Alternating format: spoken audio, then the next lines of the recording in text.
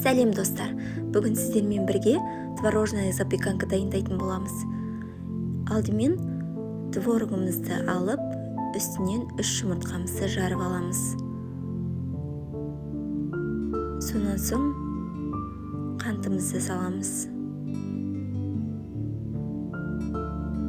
Шым-шым тұзымызды саламыз.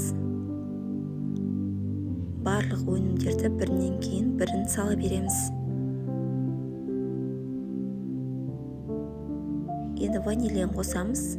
Егер сіздер қаламасаңыздар, қоспасаңыздар да болады. Қаймағымызды және крахмалымызды қосамыз.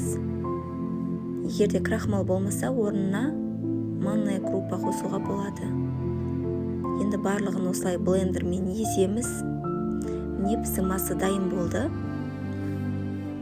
Енді мен қосымша вишня қостым. Сіздер изюм қоссаңыздар да болады. Енді формамызды майлап аламыз және бетіне манный кашар себеміз. Енді үстінен формамызға сұйықтығымызды құямыз. Менде кішкене сұйықтау болып кетті. Творогым аздау болып қалды, ал сіздер дәл мен көрсеткен құрамында қолдансаңыздар,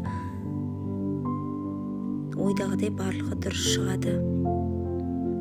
Міне кішкене қоймалжың болу керек, менде сұйықтау болып кетті, бірақ өте дәмді шықты. Бетіне осылай вишняларды қойып шықтым. Вишняларды крахмалға орнатып алдым. Енді қызып тұрған пешімізге салып 180 градуста пісіріп аламыз. 45-55 минут арасында дайын болады. Менде запеканка дайын болды. Үстінен қант ұнтағын сеуіп, әдемілеп қойдым.